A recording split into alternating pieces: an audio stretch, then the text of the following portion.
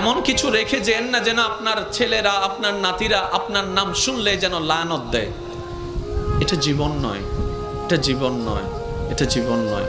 এমন একটা জীবন বানান যেন আপনার মৃত্যুর সংবাদটা শুধু আপনার পরিবারের মুখে চোখের মধ্যে মলিনতা আর অশ্রু আনবে না, শুধু আপনার আশেপাশে পরিচিতরা পর্যন্ত বলবে, আহ আফসোস, আজকে একজন নেককার বান্দাকে হারিয়ে ফেলেছি, আজকে একজন মায়ার মানুষকে হারিয়ে ফেলেছি, আজকে একটা মমতার মানুষকে হারিয়ে ফেলেছি। যেভাবে সিদ্দিকে আকবর দুনিয়ার থেকে যাওয়ার পরে জগৎ কান্না করেছে, ফারুকে আজম যাওয়ার পরে জগৎ কান্না করেছে, ওসমান ও আলী যাওয়ার পরে জগৎ কান্না করেছে, ইমাম হোসেন কারবালায় শহীদ হওয়ার পরে 2005 সালে চট্টগ্রামের মানুষ পর্যন্ত কান্না করছে।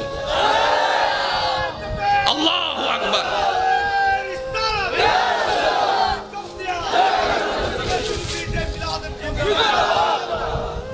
কে দিছে?